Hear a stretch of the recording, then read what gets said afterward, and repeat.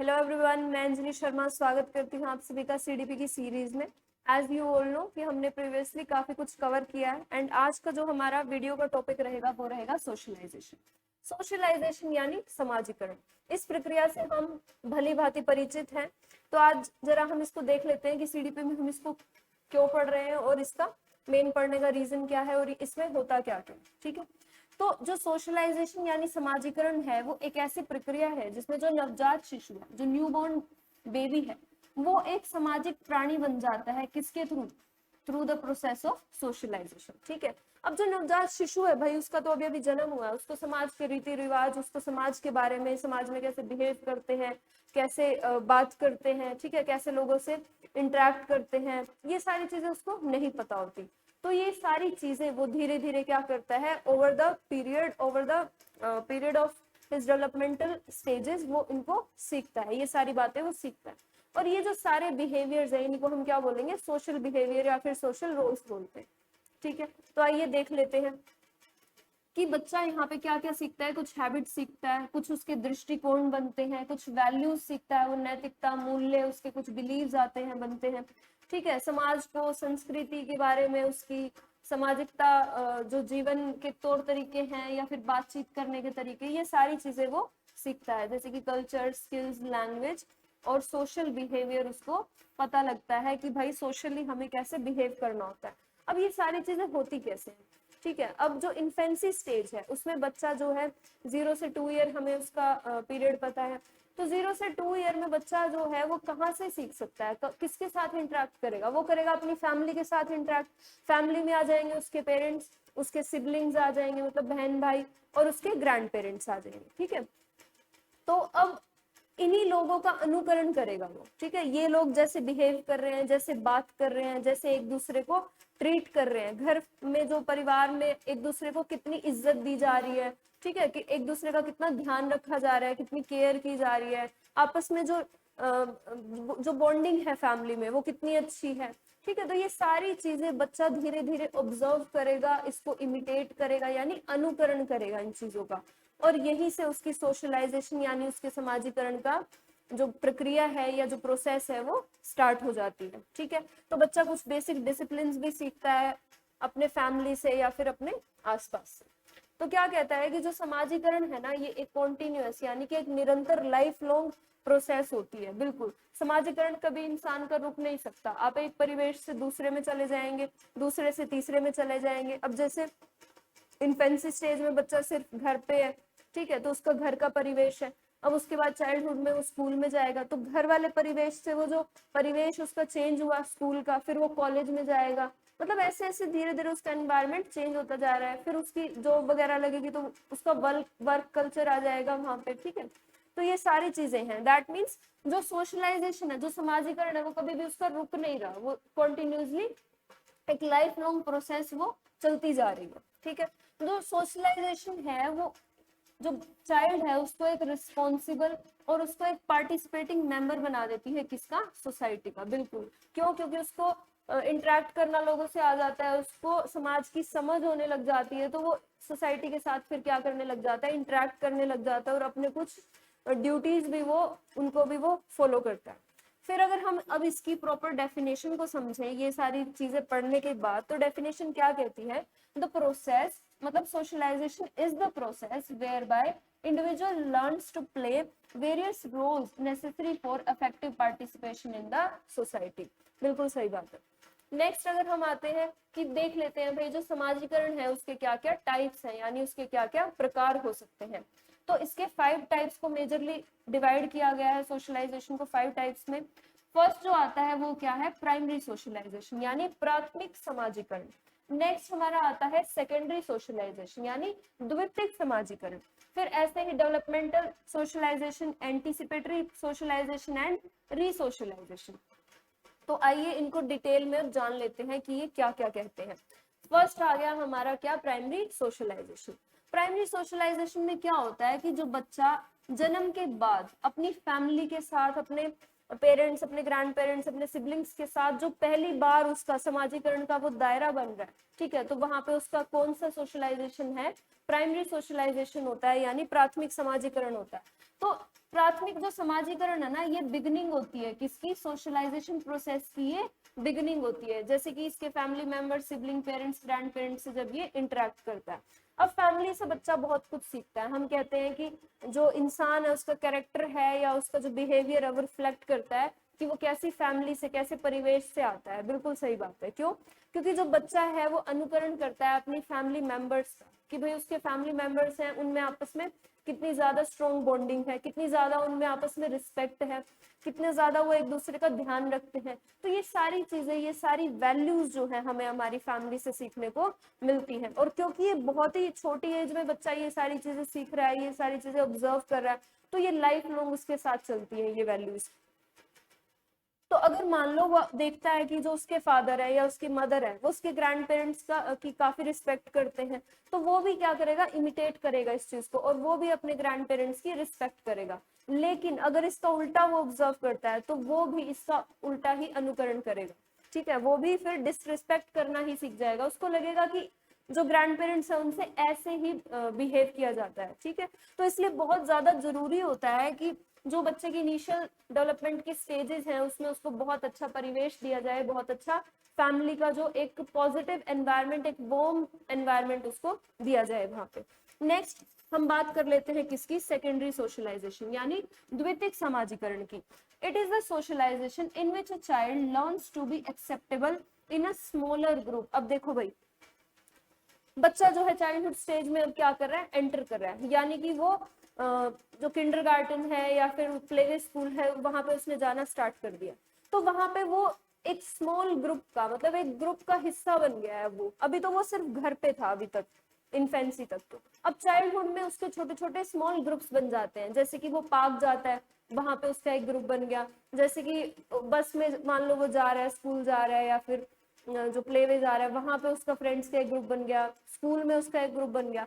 तो अब उसको धीरे धीरे समझ आने लगती है कि हाँ, जो अगर मान लो ग्रुप में हमारा इंडिविजुअली एक रोल है, मतलब मैं भी ग्रुप का एक हिस्सा हूँ, ठीक है, ये चीजें उसको धीरे धीरे समझ आने लगती है।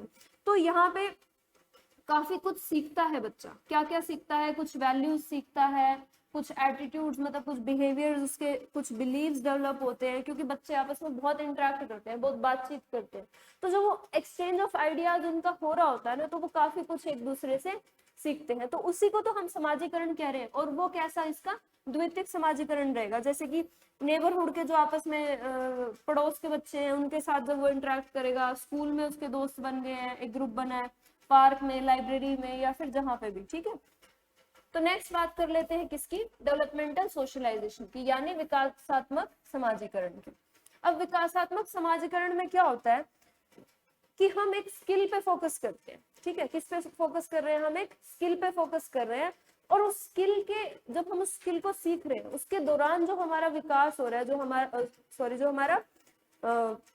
समाजीकरण हो रहा है, ठीक है, उस स्किल को सीखने के दौरान जो हमारा समाजीकरण हो रहा है उसी को हम क्या बोलेंगे, डेवलपमेंटल सोशलाइजेशन बोलेंगे। मान लो आपने एक डांस क्लास ज्वाइन की, या computer class, fine arts class, जो मर्जी बच्चे ने अगर कोई क्लास ज्वाइन की, तो उस क्लास में वो कुछ स्किल सीख रहा है, ठीक है, लेकिन साथ साथ उसका क्या भी हो रहा है, वहां पे समाजीकरण भी हो रहा है। वो अपने टीचर से भी इंटरेक्ट कर रहा है, अपने दोस्तों से भी इंटरेक्ट कर रहा है, अपने क्लासमेट से भी इंटरेक्ट कर रहा है। तो फोकस किस पे है, स्किल पे है, और साथ साथ क्या हो रहा है, उसका समाजीकरण भी हो रहा है। सेम एग्जाम्पल दिया हुआ है यहाँ पे। फिर बात करते हैं किसकी, एंटीसिपेटरी सोशलाइजेशन की, यानी अग्रिम समाजीकरण। अब ये अग्रिम यानी मतलब आगे आने वाली चीज के लिए जो समाजीकरण हो रहा है। अब मान लो आप हैं, या फिर जो बीएड एस्पिरेंट्स हैं, या फिर बहुत सारे ऐसे लोग होंगे अभी आप जो वीडियो देख रहे होंगे जिन्होंने बीएड पास कर ली होगी। तो आप सभी क्या बनना चाहते हैं, आप सभी एस्पायरिंग टीचर्स हैं, ठीक है। तो आप सभी एस्पायरिंग टीचर्स हैं, लेकिन जो टीचर बनने से पहले जो आपकी बीएड में टीचर जो ट्रेनिंग हुई है आपकी, जिसको हम एससीपी भी बोलते हैं, जो स्कूल एक्सपीरियंस प्रोग्राम रहता है, उसके दौरान आपकी क्या होती है, ट्रेनिंग होती है।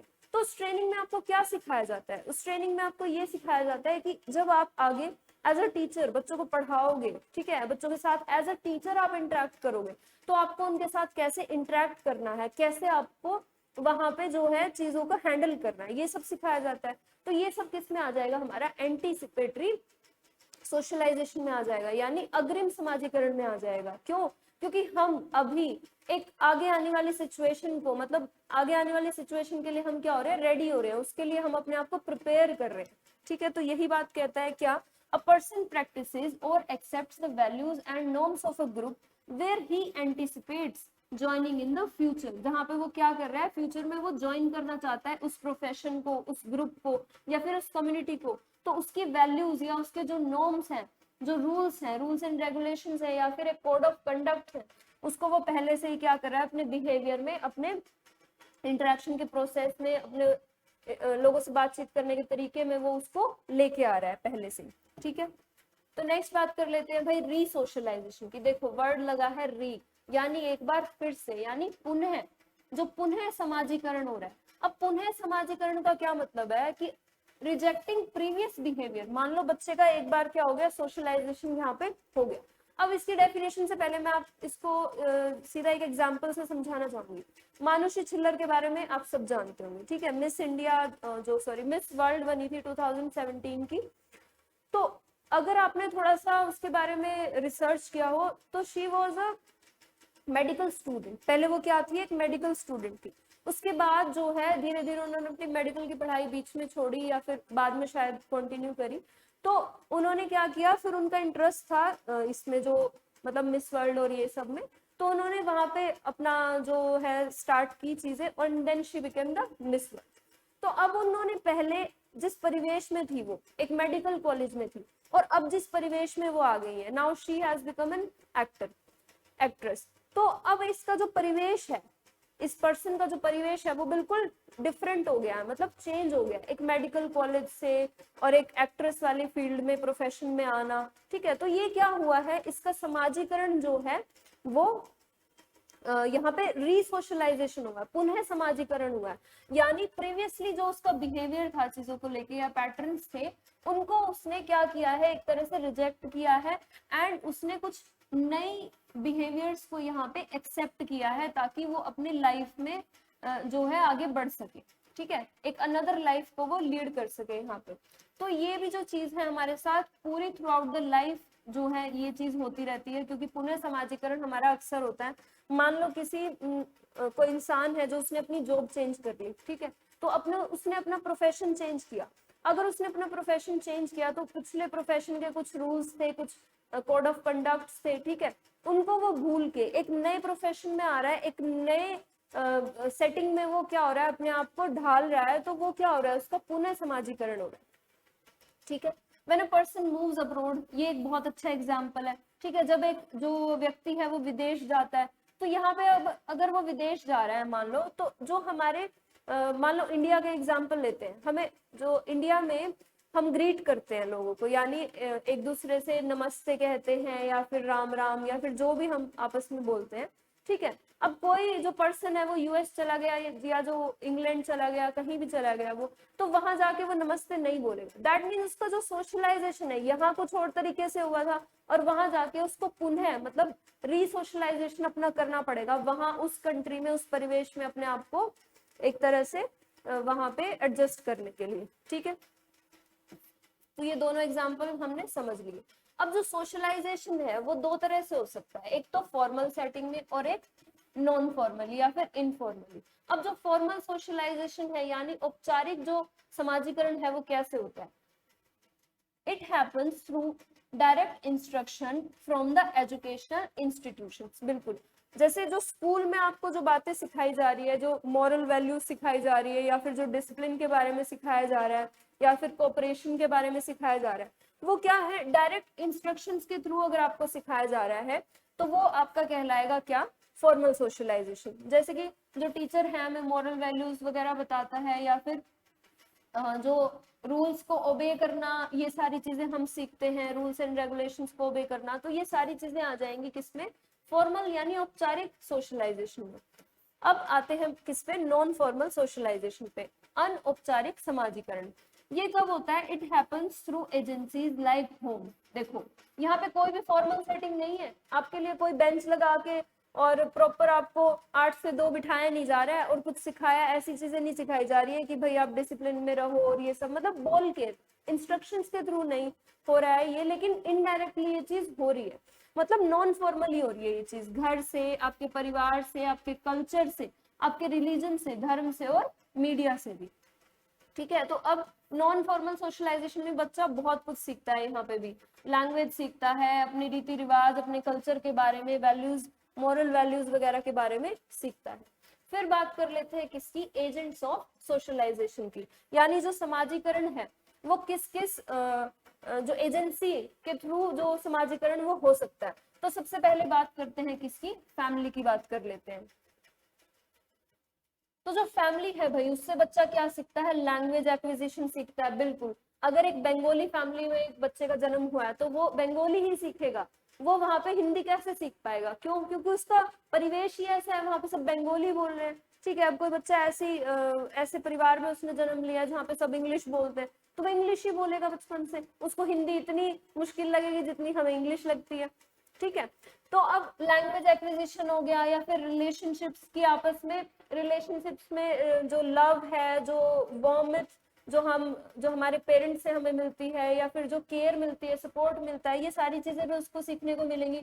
इंटरेक्ट कैसे करना है लोगों से, या फिर मॉडल्स, जो मॉडल बिहेवियर क्या रहना चाहिए हमारा दूसरों के प्रति, तो ये सारी चीजें फैमिली से बच्चा सीखता है। फिर बात आती है किसकी, पीयर्स।